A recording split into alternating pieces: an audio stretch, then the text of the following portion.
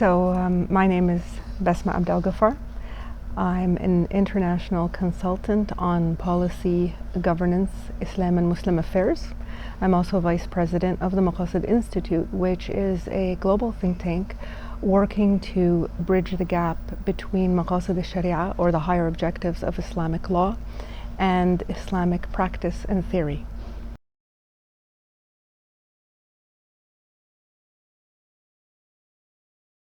So Muhammad Abdullah was born in Egypt in 1894.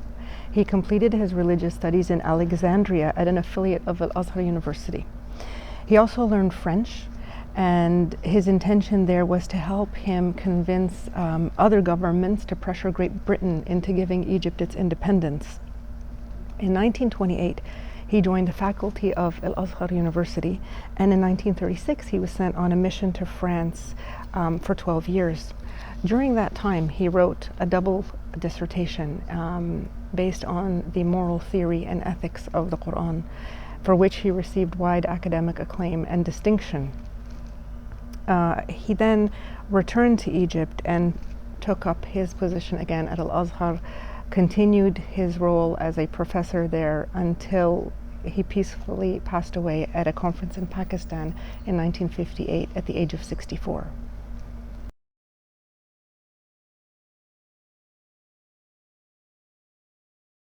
I had two reasons to simplify this work. The first reason was actually what he had initially wanted to do in his doctoral studies, which, in his words, was to complete in a more restricted form the exposition of moral law in the Quran, and perhaps or potentially the teachings of the Prophet, as well as its authorized commentator. It ended up being a much more complex work because PhD studies require more effort, and he was asked to incorporate a comparative with Western philosophies and with certain doctrines of Islamic jurisprudence. Now, when I read this, I felt that someone had to do this for him, someone had to produce that work, because it was his initial intention, and it would make the work much more accessible to a wider audience.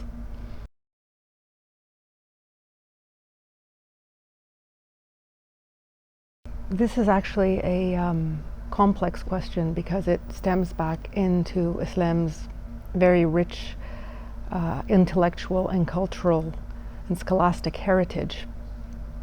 There are many reasons why the Quran became a secondary source, one of them being the distinction that emerged among the disciplines that utilize the Quran, including fiqh, siyasa shar'iyya, Quranic studies, each developing boundaries around its discipline and methodologies that made the actual return to the original source more and more elusive. And particularly in fiqh, it ended up being a study of what scholars were saying amongst each other, as opposed to what the original source was saying. So there's many complex reasons over the course of our history why the Quran became secondary, and how in this particular work Sheikh Draz again focalizes the Quran and the theory within the Quran.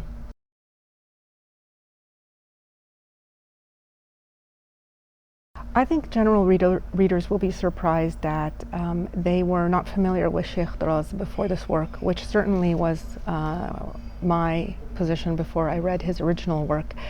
The theory that he presents us with is very parsimonious, and what that means is it's a terse explanation of the moral theory, which he says is comprised of 5 elements: obligation, responsibility, sanction, intention, and effort. And these are 5 elements that all Muslims should be knowledgeable about. And I do say in the introduction to this work that besides reading the Quran, absolutely every Muslim has to understand their moral obligation, responsibility, what it means in terms of sanction both in this world and the next, how their intentions have to be in line with their actions, and the exact contribution of their effort to their actions. So I think that the general public will be surprised at how beautiful, how simple and how achievable it is to become a moral Muslim, or to be a moral Muslim.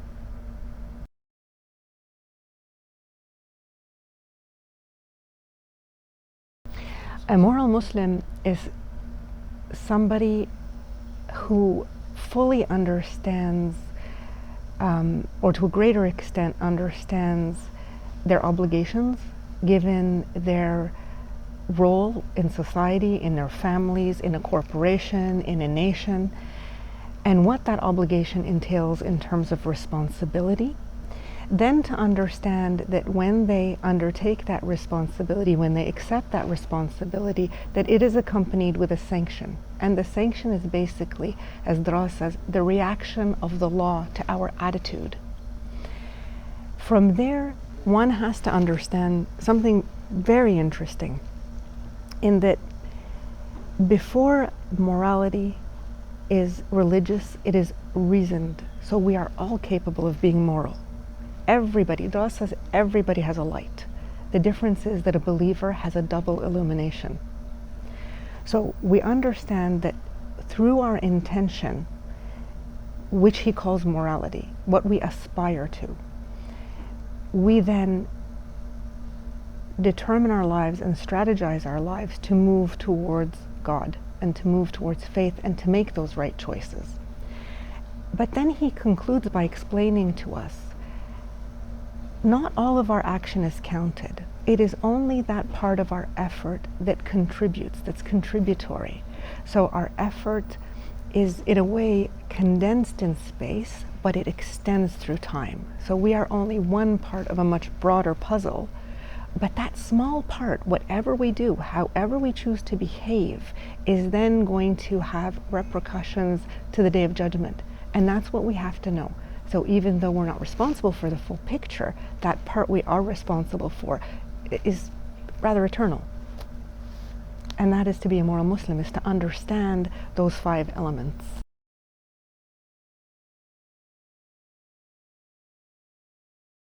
I think it is more prevalent to our times because we're living in a historical moment where talking about morality and ethics is almost politically incorrect, because whose morality are we going to talk about? And let me make a brief distinction between the two that Sheikh Draz makes, which is ethics is what justice demands, morality is what the soul aspires to.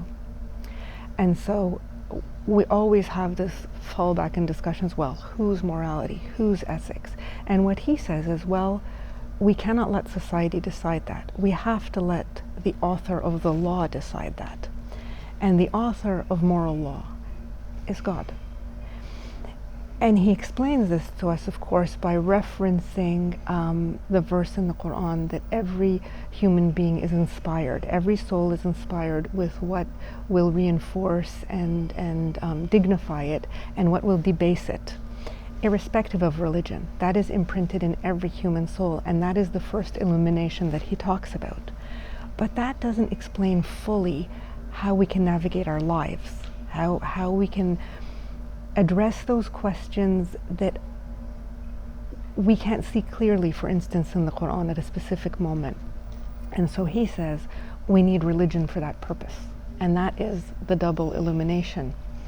So we need that moral compass right now, and I think we need to accept that there is that base level from which we all behave. And he said if we didn't have that, it would be chaos, because disbelief would lead to chaos. But what we've experienced in this world is that disbelief doesn't necessarily lead to chaos. It leads to challenges and problems, but not chaos, because of this base morality that we all have. And that's why, you know, he says that he had said that he hoped this work would be for the greater good of humanity, for people of goodwill on both sides to extend their hands and accept that we share that. And what we differ on is simply the navigation tools and understanding the bigger picture. So I do think we need this kind of thinking right now. We need it to promote diversity, to accept pluralism, to accept that we're all in this together, you know, and we do need that higher light, and we do need that guiding form, but not to coerce each other. to accept each other's understanding of that legislation. So in another very, very significant point, and this is very important for citizenship, he explains to us that a rule is only the starting point. This is from where we start. We accept the rule, we question it, we consider it, but eventually when we're comfortable with it, we adapt it. And he says in that adaptation process, we partake in the legislative process. We become legislators. But he says we don't do that apart from God, apart from our patron. We are under his patronage, under his care. And the more we adapt the rules and apply them to our lives properly, our will fuses with his. And that's how you live a divine life. And he describes that relationship as one of citizenship, because we partake in the creation of the law, in the legislation process, but we don't do it independent of him. We cannot, because we cannot erase the original rule. So it's absolutely beautiful. It's a brilliant work.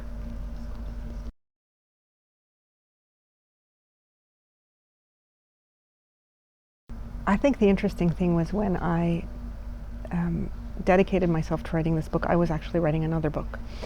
And somebody gifted me La Morale du Coran, which is the original version, the thesis of 1951. And I didn't have time to read it, so I put it on the shelf for a couple of months. And then when I was finally close to finishing my book, I picked it up. And when I started reading it, I thought, my goodness, this is incredible. And I was surprised that I wasn't familiar with the work of Sheikh Muhammad Abdullah Draz, and many, many people weren't familiar with his work either. When I began to inquire about that from the people I know, the answer I got was the philosophy made it very complex. So I thought, you know, this would be a great project to take up while my other book was being reviewed. So sure enough, in the 4 months that the other book was being reviewed, I sat down and put my head to this project, and this is the result.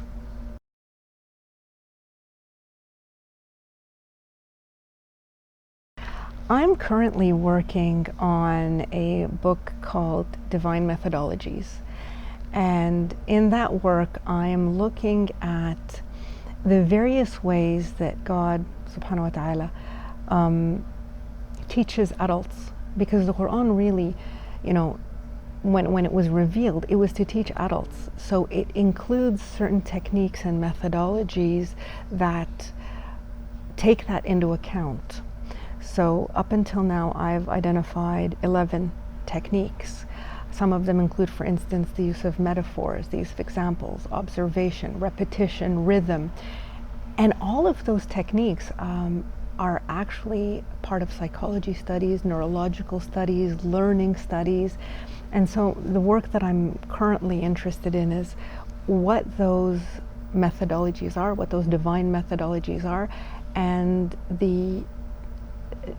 their educational maqsad, or their educational objective, how they actually draw upon our nature as human beings, not only our physiological nature, but our social nature as well, and the way we learn. My goal is to encourage people to go back to reading the Quran, to see that, yes, it's great to have a teacher, somebody to teach you, but at the same time, the greatest teacher was God, and he provided the methodologies that would enable people maybe with more simple tendencies all the way to people with more intellectual tendencies, and we can all develop that over time. One can start very simple when they read the Quran and move toward much more complex understandings through reflections, thinking, and studying it and observing.